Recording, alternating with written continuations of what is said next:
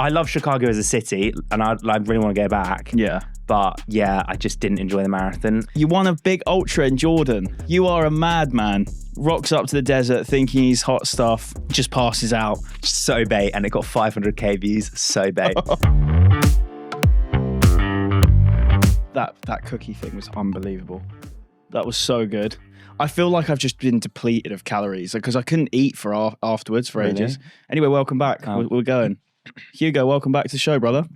I was about to make the most inappropriate joke and then thought, First 30 seconds, please hold off. Yeah. No, I just thought I'd say, based on the success of the last one, I thought, why not have this wonderful man every month? So what we're going to do, Hugo and I are going to sit down and just have like a catch up once a month, if that's all right with you. I guess. Yeah, I've got to fill my time these days. We need to work out some sort of financial compensation, but at the moment I lose money, so it's quite tricky. I don't make any, so yeah, I'm just losing. I honestly, every day people are like, "How are you funding this?" And I'm not. I'm funding to the end of the month, and then we'll see. It's called an Amex, mate. It's so true. What an invention, by the way. Oh, what, the credit card? Just in general? Just the idea of paying for stuff without your own money. It's unbelievable, isn't it? Like, what a con. Genuinely, I reckon like this whole week, obviously extremely fortunate, my flights and accommodation were paid for. See, that's what I'm not there yet. And you definitely are. I just think I don't get invited to events. Yeah, I've established this. You don't have your email in your bio. Yeah. I said to him, oh, Hugo, why can't I see your email on your page? It's like, I haven't got one, to be fair. I don't. I just have a personal one, which I can set up in But where are you getting emails? Because actually a brand emailed you. We won't say the name of them, but it's fucking hilarious. A brand emailed you, which I'd already like replied to like from mine, saying, this is an email directed for Callum Goddard. Yeah. And then, no, it just said, "Hi, Callum." And then, maybe 30 seconds later, I got such a panicked email being like, "Disregard Callum's name. It's for Hugo." I was like, the damage is done. Yeah. Still funny. I still want the pair of shoes. Yeah, exactly. So, welcome back, man. I just thought we'd sort of sit down today and chat about... No way. Did you do Chicago Marathon? If you haven't told, I've got UVU merch on as well, I'm mate. not a UVU guy. I've never really been, but I think you could pull it off, though. Their Chicago Marathon stuff was good. It was also nice. Like, I don't really know the rules around. I work with sports shoes. Oh, no, I'd be fine. It's more like they don't really sell it. Yeah.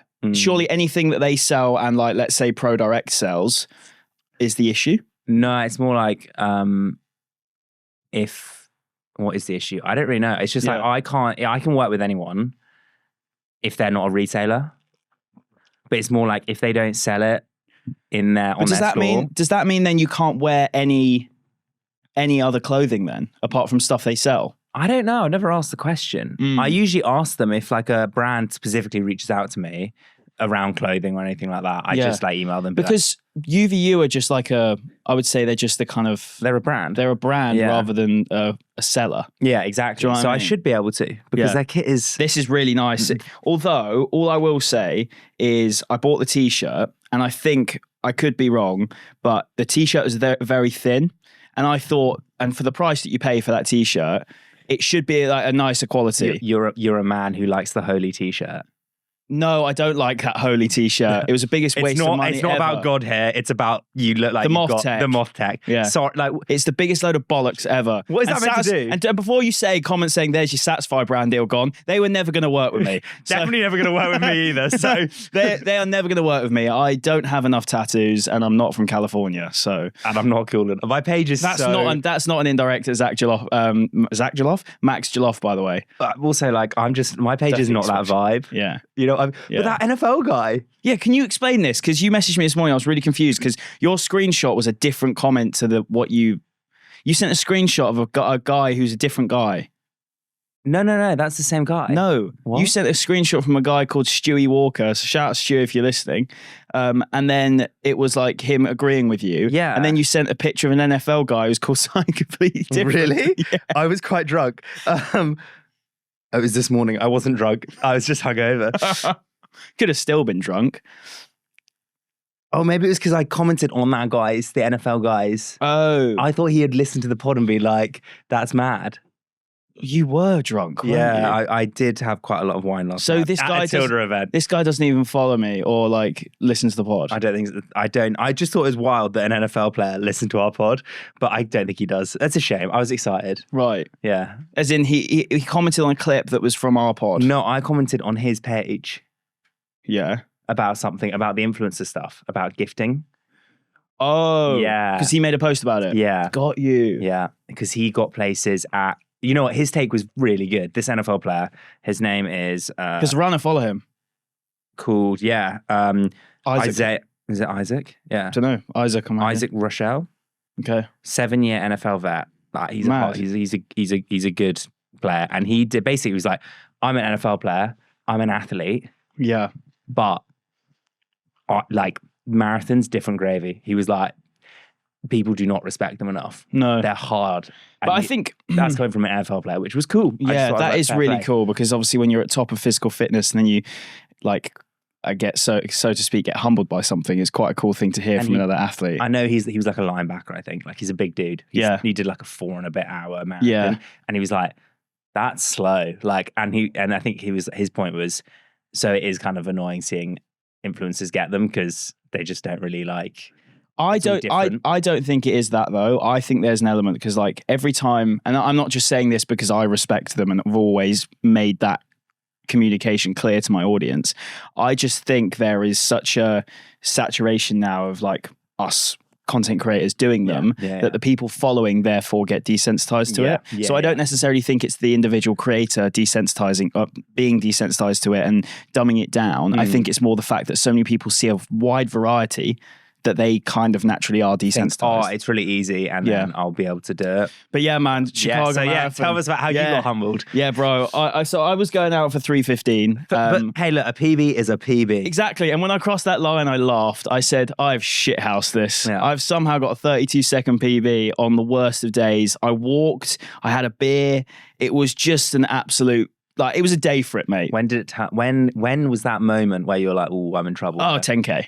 No, not 10K. But 10K, I realised we could be touch and go here. Also, I'm not gonna lie. I also I can't comment on this. Like, I'm not. There's no criticism here. You went out way too hot. You went out way too hot. You reckon, mate? I looked at your pace prediction because I love when it's like, and it said, I think it was a 3:06 or a 3:08. Oh, it did, yeah. And I just went, you mug. Like, I know that. I was like, I know what shape you're in. And I was like, you're not I'm not in 3:06 You're shape. not in 3:06 shape. I saw the funniest message afterwards because obviously I had my phone on Do Not Disturb. So I didn't get anything through my headphones or anything like that. Fuck having that. But I had a message off Izzy into our group chat with her brother and his wife going, Cal is running so fast. And then her brother goes, smashing it. Is he going for 3 hours? I was like, right, I must have really gone out way too hot. Yeah, you did. But you know what they say? We flew too close to the sun. And I do it every time. Yeah. Yeah. And I think it's important for people to realize that everyone does it. And it's my first time ever doing that though, because I'm who'd Horrid Henry's brother, Perfect Peter. Oh, yeah. I'm always that. I'm proper like 442. I'm really strict. And as well in Paris, having Jake with me, he like made sure that I was like not doing anything above my station. Yeah. Today I was on my, this weekend I was on my own. Yeah. And I had no one to kind of just say, look, chill out. Yeah. But the biggest issue I found, and anyone that ran Chicago this year or last year or whenever, you might have experienced the same thing. The GPS in the first 10K is dog shit. Oh, it's wild. It's so hard. So it's like Canary Wharf. Yeah, exactly. Yeah. So out the blocks, I didn't know what pace I was going, and I was just having to go off feel. I knew that I was going correct-ish when I clicked the first 5K in 22 minutes, like flat, but I should have done it in 22:40. So I was like 40 seconds ahead in the first 5K. And then 10K, I was pretty much bang on pace, I would say. Yeah. But that bang on pace, like 4:30s, in my head made so much more sense before the race. I really should have just tried to like drag it, like get into the race slower and start at like 4:40s and build into it. But my logic is I can never get that pace back later in the race. So yeah, 15K, I realized the dream was dead pretty much. 15K? No. That's a massive lie. 15K, it was in the balance. Yeah. And then I was like, but I don't feel good. So I was like, I'm still in the mix here. What was it? Body or like just kind of I don't know. Or it was weird because I definitely am fitter than I was in Paris. Yeah. And obviously I got a quicker time, but still, like, it's weird. I knew the fitness was there, but my biggest issue was, I think I didn't do any race pace practice plus 30K. So in Paris build, I did like 4 times 5K in a 32K block. And in this one, because I did Copenhagen half, which was entirely at race pace, I then just essentially... But it's not like you did warm up, cool down in that, did you? It's not like you went like 35, 36K in that run. It was just 21, right? It was just 21. Yeah. So then that was like obviously my like big race pace block. Yeah. And then my 32K was just easy. Yeah, it's probably that, to be honest. Like, yeah, I know where I went wrong. Yeah. So, because I did it in 22, Chicago. What sort of time did you do it in? I was a bit of a mug, to be fair. I did. You being a mug in a race? Who would have thought? Who would have thought? Not me. So, not yet. I did London the week before. Oh, and I got 2:33. Because London was the COVID year, wasn't it, where they moved it to October? So I did 22. I did London. And I did that in 2:33. Jesus. And then I did Chicago the week after in 2:42. Okay. I just remember, you know what? Everyone tells me, I want to go back because everyone tells me that it was like such immaculate vibes. Like Chicago's Mate, it was incredible. Yeah. Honestly, no shade to, it was just a bad year, I think. It was so dead. There was no one on course. It was just a bad atmosphere. It was so windy. I know it's called the Windy City, but it's not because of the wind. It's not. It's because it's corruption. Yeah, isn't it? It's like, something to do with the financial affairs of the country. Yeah, we had a boat tour, and the guy said it, and I can't remember what he said. But and I love Chicago as a city, and I really want to go back. Yeah. But yeah, I just didn't enjoy the marathon, and I feel like it would be. I know, and this is so stupid. I know I've just done Berlin. I've just come back from a desert ultra. Yeah. I shouldn't get FOMO, but I was watching it on Sunday and I was like, I want to I want to do it. So I want to be there. That's how I know you're addicted to the game. I was like, I want to hurt myself today. I was seeing everyone like getting absolutely mad times and like, I was like, oh my God, I want to do this so badly. I'm so angry. I'm so rattled right now. Yeah. Like watching everyone, tracking everyone. And I was just like, I had the roguest people I was tracking. I've never met these people, but I was like, oh my God, go X. Like, this is unbelievable. You're killing it, Queen. Like, what am I doing? What did you do on Sunday? Oh, I just like lay there on my bed and just refreshing people doing the Chicago Marathon. Yeah. Also, like some hate watching. And you're just watching. Were you? Yeah, of course. Everyone does it. And you're just like, when are they going to fall? When are they going to fall? Oh, they're not falling. Oh my God, I really want them to fall.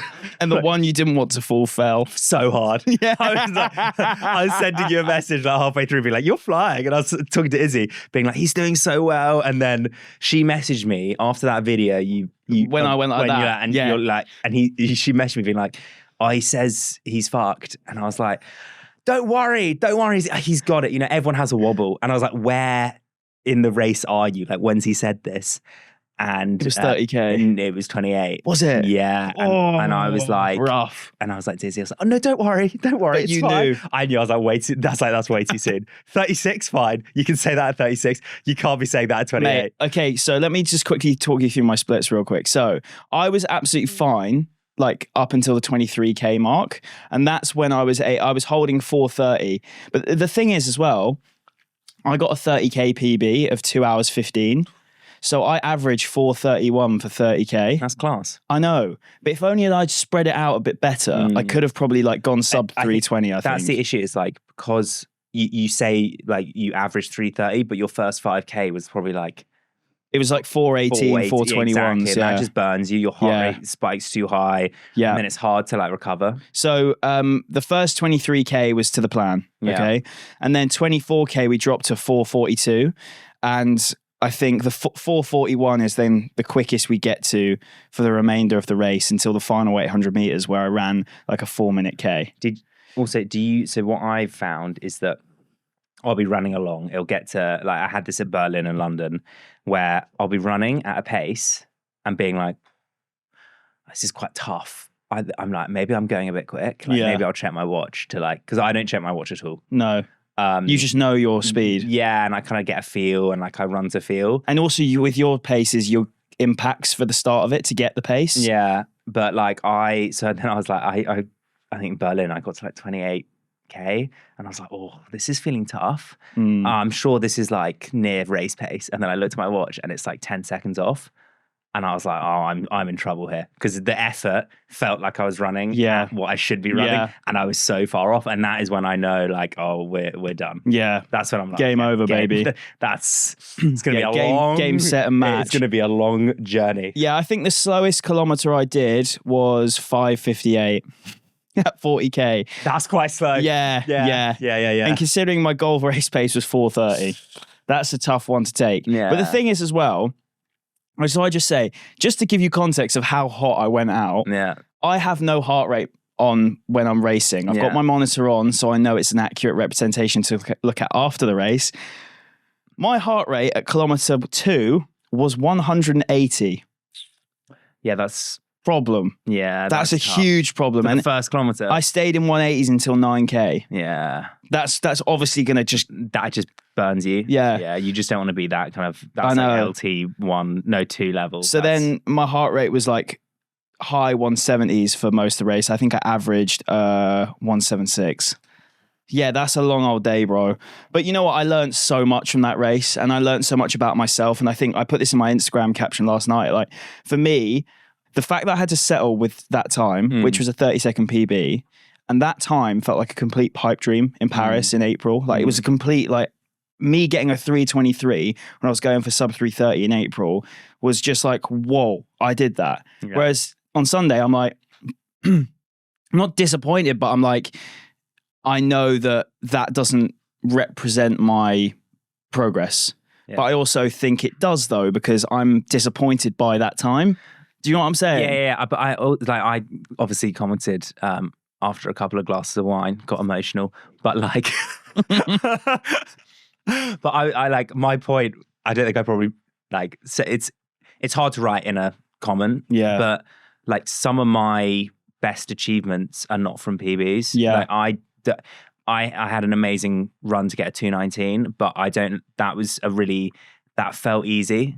You know, I'd love every marathon to go like that. Yeah. But I'm probably more proud of how I got through Berlin this year. Yeah. When I think it shows someone's character when you know you're not going to PB. You've kind of, it's not wasted, but you put all this training in and you know you're not going to get what you want. Exactly. But to still carry on and go through and like actually finish, sometimes you should be more proud of that.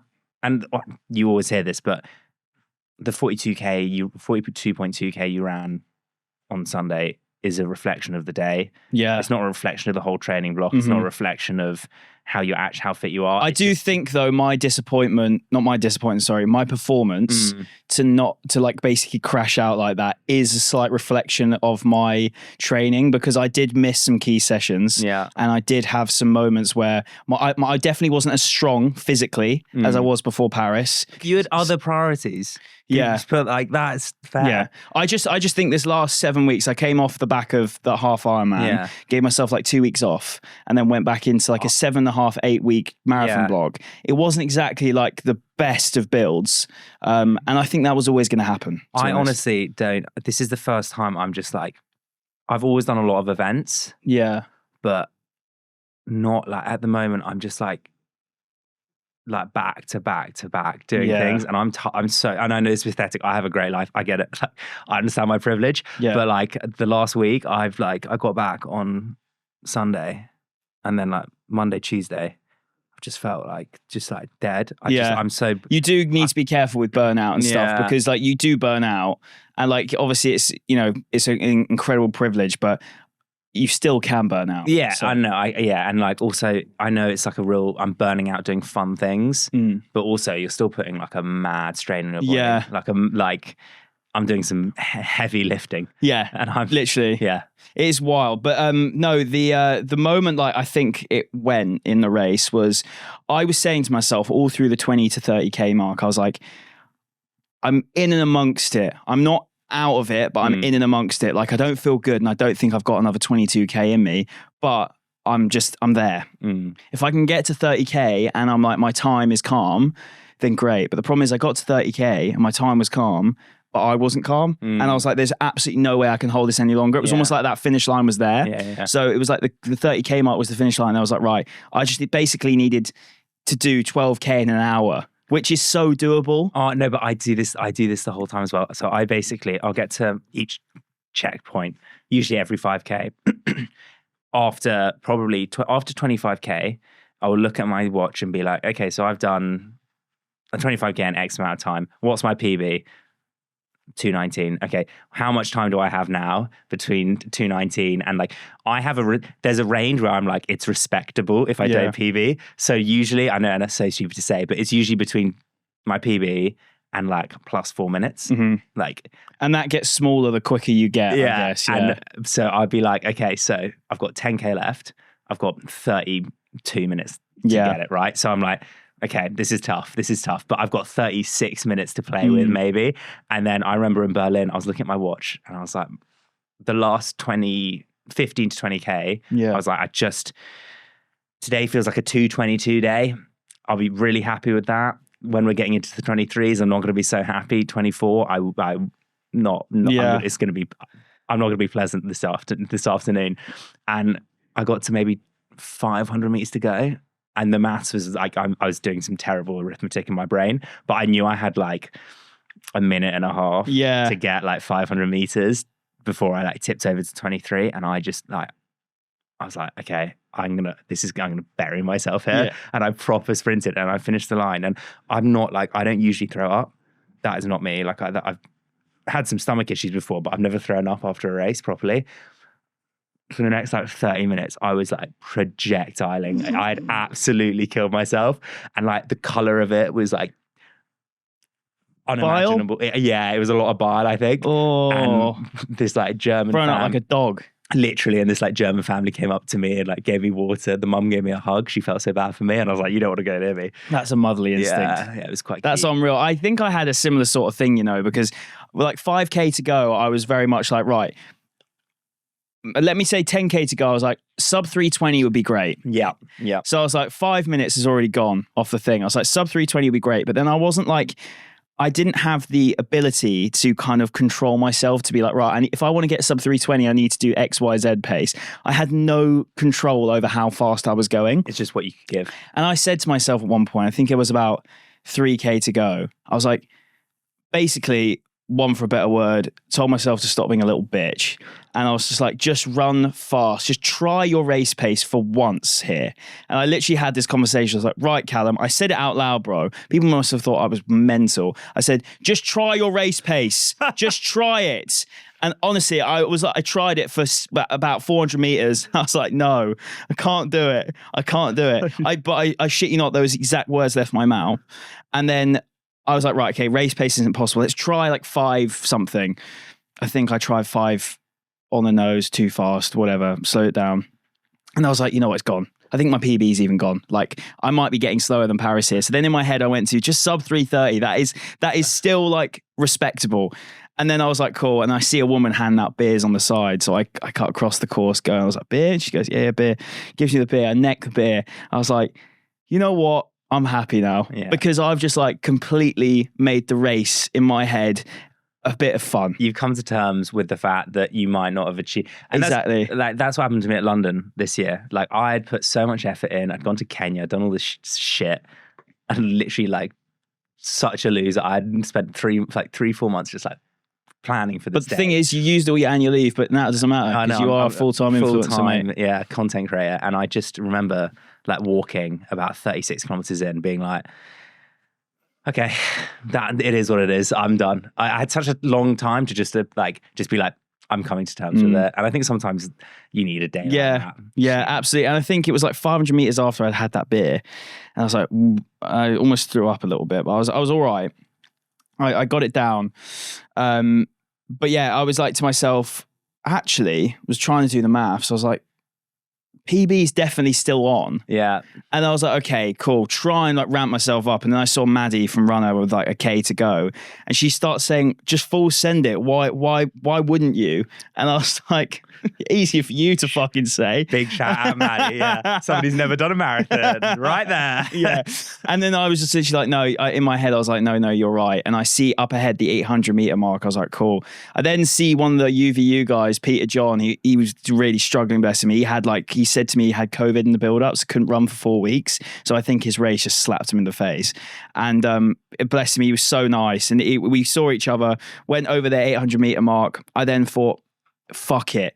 2 laps of the track, I can just put myself in the absolute bin here. Yeah. And I just sprinted, and I had all these security guards, these American guys, go Cal, and they bring an energy. Yeah, they do, because they could see that I was absolutely like torturing myself. You're doing a little Tommy Fury. No arms were pumping, to be fair. But some lad sent me a video of me coming around the final bed, and I thought I was going way faster than I was. Look, it's humbling to watch yourself run, and I feel like I'm quick. When I'm running, I'm like, oh, yeah. And I look at videos, I'm like, nah.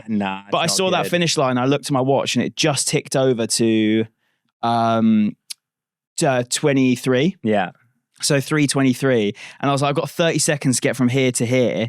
Not 30 seconds, but I've got my PB was 55, so 23:55. So I needed to basically get there in under 50 seconds, and I just absolutely canned it. I think it went up to like a 3 pace or something at that just last proper bit. Yeah. Pumping the arms, and then got over the line at my official chip time was 3 hours 23 minutes and 21 seconds. And you know why that's important? Because no one gives a fuck about your Strava time. Yeah, exactly, mate. I know who uses Strava as as their time. No, it's honestly, I agree, and I'm not a fast guy as well, mate. I'm so rattled by it. Don't lie. It's it's just blatant lying. It's literally blatant lying. Yeah. Like the thing is as well, okay, look, I understand someone can be really proud of an achievement because they've got in and amongst the time, but then when you say you've got a goal because Strava's told you have when you haven't, that's when it's like, well, you didn't, unfortunately, because the marathon is the perfect measurement of the course. Yeah.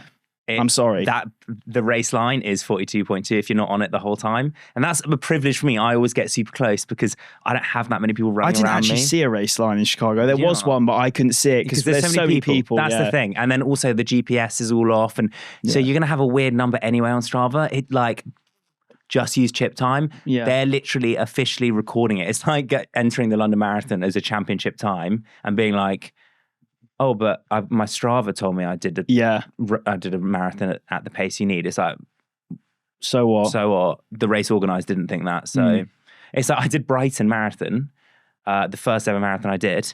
The course was 600 meters long, officially. Sorry? Yeah, so they got the course length wrong. It was too long or too short? No, too long. Oh shit! They added because I remember looking at my watch, being like, everyone told me your watch is going to be long, right? It's going to say it's 42. My watch was saying 43. Yeah, and I was like, that's too long. And then I finished at 43.5k, and I was like, hang on. And 600 meters is a long old way as well, by the way. And I remember just like running it and being like, this is my first marathon. This feels long. And then they put a public apology out. No. But you know what happened? Nothing. That's my time. It was 3:03. That's it. Like, doesn't matter what my Strava says. Yeah, but you wouldn't have got sub 3 if it was... No, I wouldn't know. No. It'd have been like 3:0. There would have been some people there that got like 3 hours and 20 seconds or something. That's such a tough break. Yeah. But talking about tough breaks, mate, we'll park Chicago for a bit. Okay. You won a big ultra in Jordan. You are a madman. I'm going to caveat this by saying Ultra X is a fantastic organization. You've got to be careful now. No. They are. And their events are wonderful. And the Wadi Rum, which is where the desert I was running in Jordan, is apparently a very beautiful place. Why'd you say apparently? I didn't look up. You know what? Sometimes people need to tell me to touch grass. I'm such a competitive... Touch sand. Touch sand. I'm such a competitive bastard, honestly. So there's basically going out there. The event is called Ultra X Jordan. I would actually recommend it to people. Yeah. Just to caveat this. It looked cool. Okay, it looks unreal. Yeah. And the scenery is stunning. However, they told me, they were like, there's a guy called Salome who's won it 8 years in a row. He's won it 8 years and he's won every single time it's ever been put on. Okay. So they were like, we brought another guy called Fazari out here from Tanzania. Okay. No, he was from Rwanda. And both of us are like, he was like a 2:22 guy, marathon runner, but he did that in Rwanda. altitude, hilly. This guy was incredibly fit. So they brought me and him out there to basically try and challenge Salome. This guy had won it 8 years in a row. They kind of wanted to change it up, And so first day, get there. We get bussed out on the buses, like into the desert, set up camp. And when I say it's like an open air tent. Yeah. And I was incredibly underprepared. I was lying on a Sports Direct like roll mat, super cheap. It's great for recovery. Everyone else had so many like big like pump up roll mats, like big sleeping bags, really nice pillows. So you had to bring all of your own stuff, everything, all your food, all your sanitary wipes. There was no, there weren't showers or proper toilets. You must have been hanging, bro.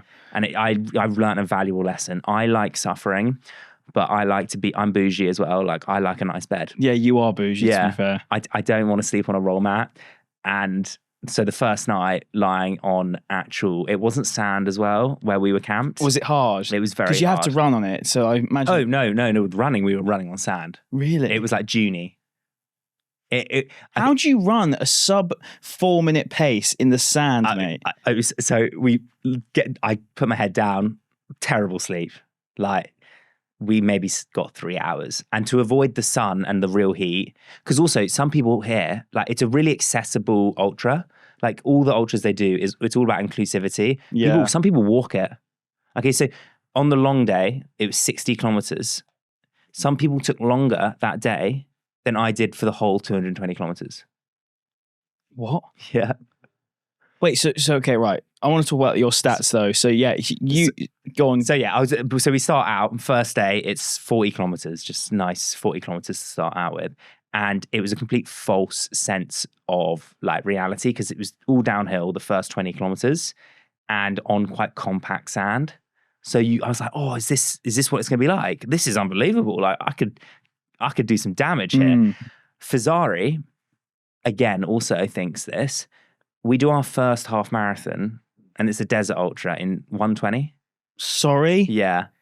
Sorry, no, right. You did a half marathon in 1 hour and 20 minutes on sand. Yeah. And we were flying. And then the second half, then the sand started to be sand, and it was like proper, like your feet were sinking in. Yeah, that's insane. And it was all uphill. It was like 600 meters of elevation just uphill for the next 20 kilometers, and that's when I lose my hearing when I know I'm really struggling. Yeah, and I lost it about 30k, and I had another 10k to go, and it was so hot. At this point, it was about 35 degrees, and I was just like, why am I here? What am I doing? And this Rwanda guy... Get me back to the zone. This like Rwanda guy, Faziri, was just on my shoulder the whole time, just there. Did you guys chat? Well, he barely spoke English, and I do not speak the French dialect of Rwanda. That's not... You need to get your language up, right? Yeah. And so he was very nice, like a lovely guy. We had a couple of conversations, but very like... And he had not... It was so depressing. He had nothing. Like they had flown him out, and he was meant to have been provided like food and everything and gels. It was meant to be like funded by someone, and it wasn't. They basically just kind of didn't fund So him. he rocks up to Jordan with literally nothing, no gels. And so the camp like got together and like gave him loads of stuff, but still not enough. This guy was just carrying a water bottle. Oh, mate, that's so bleak. And smashing it. Like, it was crazy. It was unbelievable to watch, like a proper athlete. And, but that meant the whole week, me and him were just running alone out front, just him on my shoulder. Mm-hmm. So I just never felt comfortable. And I was just always looking down at the ground, 2 feet in front of me, honestly killing myself. So where was the other guy then? There was 3 of you in the mix. Well, Salome, it turns out we roasted him. Yeah. Yeah, we burnt him. Wash guy. Like, he's nearly 60 as well. Oh, well, of course. Then. Yeah. And so I didn't feel good about it. And well done, he's 14. Yeah. Like, he like, fair play to him. He did the same times as he's done the last 8 years. It's just, in the end, I beat him by like 4 hours. Okay. Yeah, it's not a short amount of time, is it? It was quite a long time. Yeah. And then I beat Fazari by 15 minutes. Wow, bro, that's amazing. Over 220 kilometers. So basically, they took whoever had the shortest time from every stage. Every stage, yeah. So you were trying to. You won all but the first? I won the first, and then he won the second, but it was a sprint finish. Was it? Yeah, and it was so funny. He had kind of died a little bit up the last hill, and then like with 200 meters to go, I just see him right next to me, and I'm like, what the fuck are you doing? And then he just sprints it through. And I was like, mate, we have so long to go. There is no point doing a sprint finish here. I was like, you have it. You go for it. And he got like 3 seconds on me. And I was like, that's not worth it. That what you've just done you're getting nothing from that. Yeah. That's so funny. You posted a video actually, which got me. You caught me, bro. I caught so many people. So Hugo uploads a video of him being like limped over the finish line by the stewards. Yeah. And I messaged him going, mate, you okay? Because I was like, this bloke from Notting Hill, cushy little house, rocks up to the desert thinking he's hot stuff, just passes out first event stage. And then I thought you actually were hurt. And then you were like, nah, mate, I'm all good. Just bait. So bait. And it got 500k views. So bait. So bait. And like, I did a job for Ultra X. I was like, also, to be fair, it is done like phenomenally for socials. Mate, it's done really well. Like so good. Yeah. Which is a problem as well. Because because now it's like, oh, I've got to keep doing this shit. Right, got you. You know? And then, no, you should just do all the stuff that makes you happy. You went to that event to challenge yourself and thought, I'll give this a go. Yeah. And people resonated with that. On the Saturday, though, the guy who owns Ultra X messaged me going, where do you want to go next? And I was like, give it a rest. You know what I want to do? I want to go and sit in a nice hotel. And that's what I did. We booked a bougie ass hotel. I had a Turkish bath. Like, it was a whole thing. And I've never been so clean in my life. Really? Yeah. I was still finding sand in my hair though. The conditions were, look. Mate, I have so much respect. If I could not do that. If you want a nice, chilled holiday, don't do the event like this. But if you want to challenge yourself, have an amazing experience. Also, some of the people I met were unbelievable. What they were doing to them. I was underprepared in terms of what I took. Yeah. But very prepared in terms of my training because I do so much volume. Mm-hmm. The number of people who rocked up and had literally never run a marathon, wild. And like people were dying, hurting on day one. Did many people DNF? 10 maybe. Really? Out of 100. So like, there's not loads of people doing it either, but people would be like bandaged up. Like I had so many, like the blisters situation. They had a big medical team and those doctors saw some things. I bet. Oh my God, disgusting. And also it just isn't like, it's pretty hygienic, but it's not like... Essentially everyone there is dragging themselves to the pits of hell for 5 days. Yeah, proper. And fair play. And some people are walking every day I actually thought it was harder to do what they were doing than what I was doing. It was more time on your feet. I was finishing at 10, 11 o'clock in the morning. And then having the rest of the day just chill. Just to eat, refuel. Some people would literally... We'd start the long stage, which was 60 kilometers. If you had done a certain time, you started an hour later. But for most people, they started at 4 a.m. People weren't getting back until like 6 p.m. You've walked through the whole day in the baking heat and it was just so exposed. Yeah. There was these Belgian guys, so jokes. They were like mid-50s. And one of them wore a kilt the whole time. Yeah. He's Belgian. He's not in Scotland. I don't know why. I didn't ask him. I should have probably asked him. Yeah. It was the context would have been important. Yeah. There. I don't know why he did it, but anyway, it was funny. And him and his two mates, the tan lines on those guys. Really? I've never seen anything like it. They looked like they were wearing white t-shirts.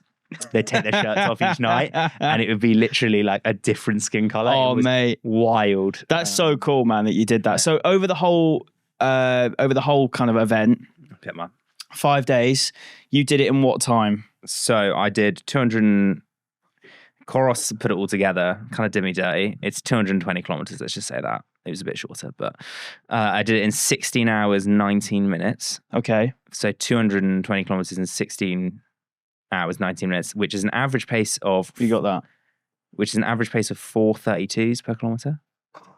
Mate. Average heart rate of 154 beats per minute. Elevation game. Sorry, that heart rate's a joke. In the sun? On the Can I just say, you've just ran for 5 days what I was trying to do for one marathon and bonked. Mate, I have so much respect, with 2,500 meters of elevation. Oh yeah, just a little bit then. Yeah, I was a little broken. Yeah, but it was nice to not also be like. What is nice is they wanted me to put content out, so they gave me access to a Starlink. Oh, sick! Which was great, but also I was very much like everyone else here doesn't have any access to internet. There's nothing. Yeah, like it was so funny. The one day, one of the girls got back in and she was like, guys, it was amazing. I got some signal.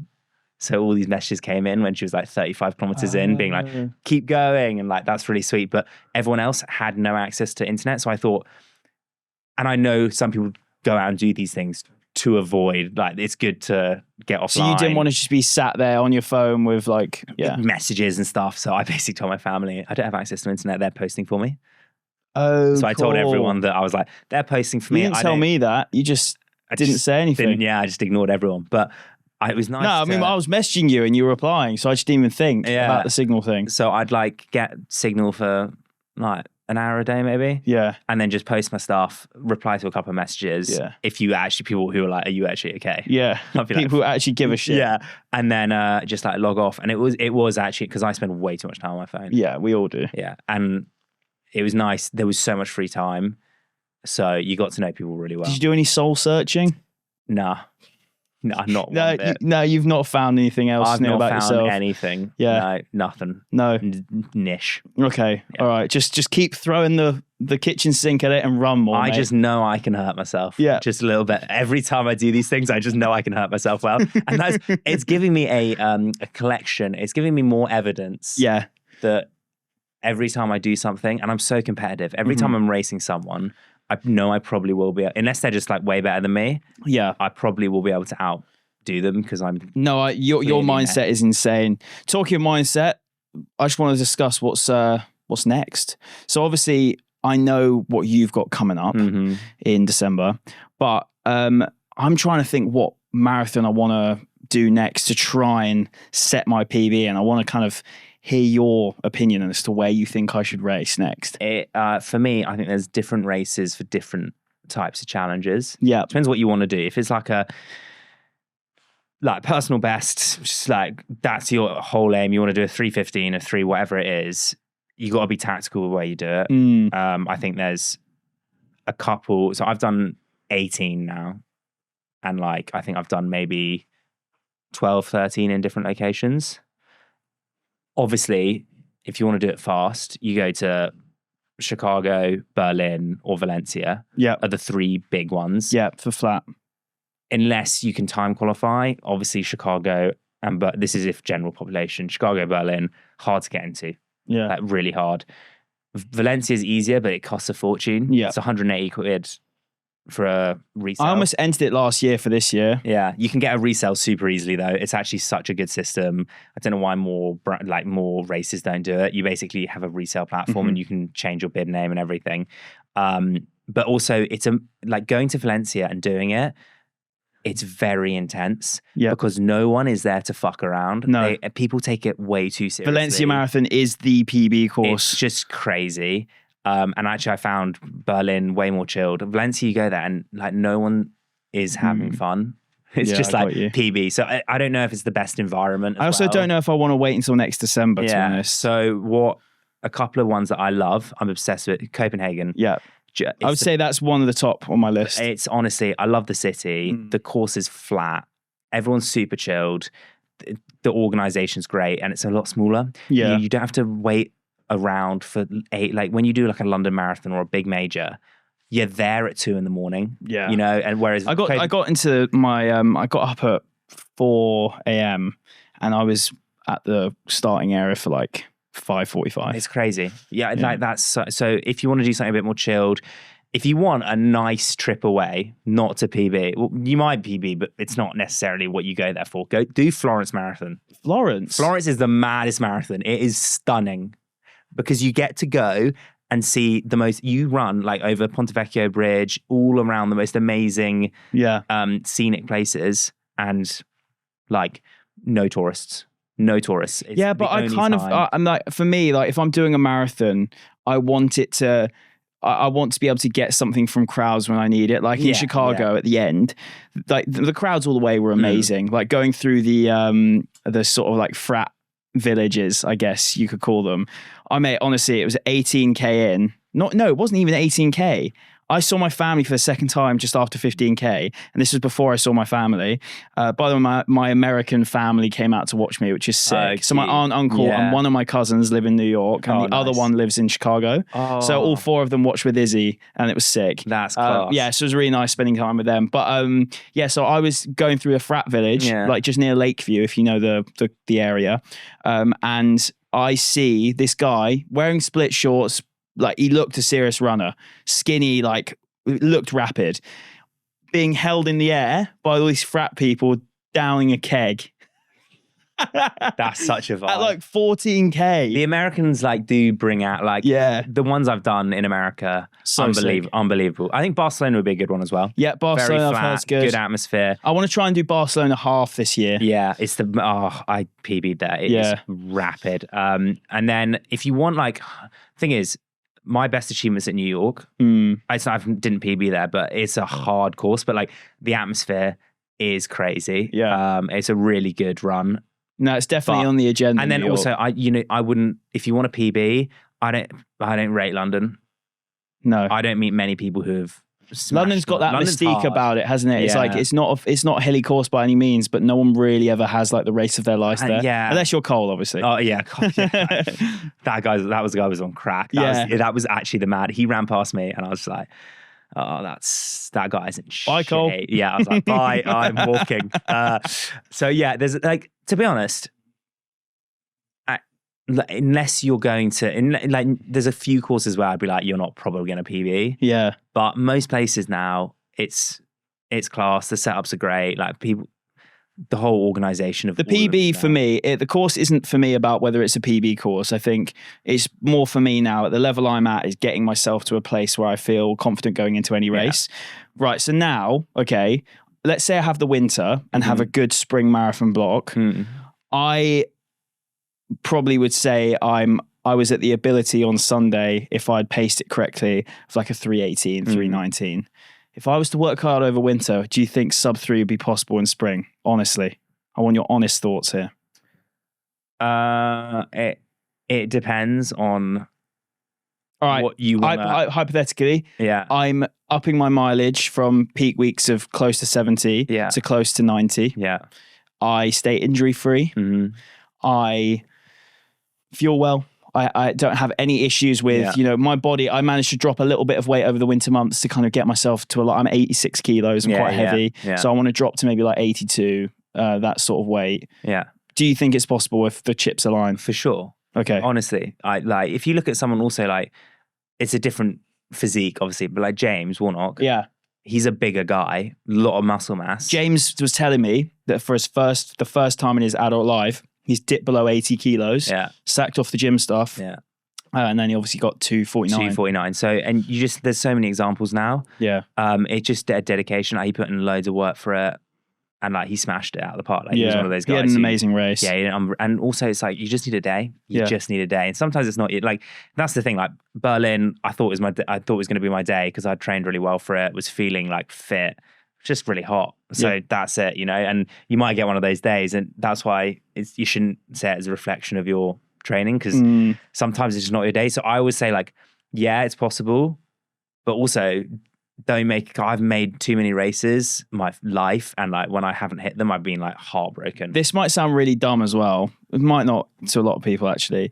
But for me, I'm like, if I set that goal too early before I'm actually probably ready to be there, I won't enjoy it as much because it's not part of the timeline. It's at the wrong place of the timeline. Does that make sense? Also, like I find when you start a block, when it says marathon pace, it's not don't do your session at what you dream of doing your marathon pace at, because that will bite you in the arse, and also it will make you feel depressed. Like, it'll be so unmotivating. So you go out on January 1st and you're like, first big session, you're doing 30K. You're trying to do like maybe 5, 10K at marathon pace to see how it feels. Feel terrible because you've had Christmas. And then you're like, oh no, I'm not there. I'm never going to be there. start at like 4:30 and then next week 4:20s, see how that feels. Then you do 4:15s and then 4:10s, and you're like, okay, you're building something. Whereas like I do it all the time as well. I'll go out at marathon pace 10 weeks before my marathon and be like, I can't, how am I doing this for 42k? Also, like I find even in training, I'm like, I'll run a pace and be like, this is way too hot. Yeah. And you get there and it feels better way on the day. Or sometimes it doesn't. No, for sure. I think it will be interesting to see how my training adapts, because obviously when I don't have a race in the calendar, my brain kind of falls off a little bit, but I'm not going to let it this time. I'm going to be like, I'm having a few days off now, and I'm very much going to be like, right, once I start back next week, I'm going to try and not train for anything, but just try and kind of be strategic in my training. I've got, to be fair, on my runner plan, I have like a plan that I can do to improve me without a race. That's what I'm going to do. It's like, just have structure. Do a couple of easy runs a week. Yeah. Do a longish run and then do some intervals. Exactly. It's literally not that deep. No. People like, it's just getting to good routine. Yeah. And also for me now, like I've got so much free time, and if I don't have like things in my day which like split up, I just get so distracted. Yeah. And then it gets to 5 o'clock and I'm like, oh, I've done nothing today. What's your what's coming up for you? Talk about what you got in December. Actually, no, before that. Yeah. It's like, I'm doing a 50 miler in Texas, which I'm excited for. Sorry, I shouldn't. I appreciate, like, it's really cool to do, but I can't. There's a chance you win it, I'm telling you. Yeah, no, I'm struggling. This issue is I'm struggling with a little injury. My hip flexor is quite fucked. Have you been to see physio? No, of course I know not. you're banned from all them, aren't you? I don't like, if I've got this event is on the 1st November, which is in 16 days. So like, if I go to physio and they're like, you can't run for 4 weeks, kind of ruins that plan. So if they don't tell me, but terrible advice, people don't listen to this, but if they tell me I can't do it. It's like putting your head in the sand. It's head in, so far into the sand. So I'm going to Texas in next week on Friday. Yeah. Actually, you know what this is? I don't know if we'll put this in because we've got 2 minutes left. Okay. I'm doing a burrito mile next week. Oh, with Burrito Monster. Yeah. Oh, unreal. So we're doing half a burrito, to be fair, each lap. So we're having 2 full burritos over a mile. Sick. Yeah, it's going to be jokes. It's sponsored by Tilda. Oh, mate, that is just a match made in heaven. And then literally the next day, fly to Texas. I'm living my dream. I'm renting a Jeep Wrangler. Oh, unreal. Going to Austin, Texas, just chilling there in an amazing Airbnb for a week. Yeah. And going to meet the BPN team, which is like my dream. Honestly, I've watched Nick Bear since like 2018. I love that guy. Like he's like a proper idol. Mate, it's so sick. I don't know what I'm going to do. I'm going to be so cringe. But you know what it is? I honestly think they'll love a character like yours. Genuinely, I think I'll be weird. It'll be fun. I'll see what happens. I think they'll be so fascinated by you as a character, because everyone is like Hugo Fry, the Hugo Fry aura. That's odd. What it is, bro. It's odd. So yeah, doing that, and then I got another week afterwards in Texas because I thought, fuck it, I'm there. Yeah. I might go to Vegas because I used to live there. So I think maybe might pop over and then come back. Got like a month. Sorry, before we get cut off, can you quickly explain why you still live in America? I don't know if you're allowed to talk about it. Yeah. I work for a casino. We will go into this next time because we've got to. We're going to be removed from the studio by bailiffs because we're about to exceed our booking slot. But thank you very much for watching. Best of luck at the 50 miler, mate. Thank you. See you after. Honestly, I'll see you after when you're a BPN athlete. Guys, manifest it. Everyone message Nick Bear and BPN and say there's an amazing guy currently racing the race called Hugo Fry, and you want to sign him. Just say that. Yeah, because I need also funding. Look, thank you so much for watching. Apologies for the short episode this week, but I will catch you next week for another episode. Take care.